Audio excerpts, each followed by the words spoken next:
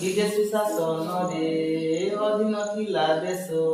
से काले भोगुथिलु केते जे आमे क्लेश विदेशी शासन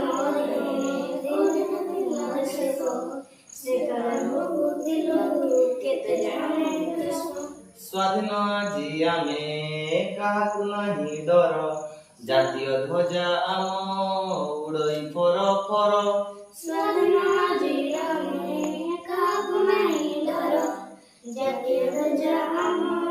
उड़ई फर फर ध्वजा माने कोन कहलो पताका तो विदेशी शासन रे अधीन आम देश थिला 1947 रे स्वाधीन हेतला तो सेतेबेले आमे अनेक क्लेश भोग करथु क्लेश माने अनेक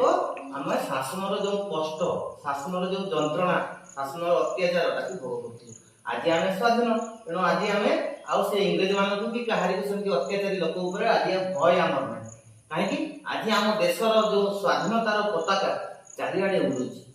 ध्वजा चारिआडे फरक फरक होई देखो ऑफिस रे बैंक रे जानि ऊपर पताका लागि थाए ना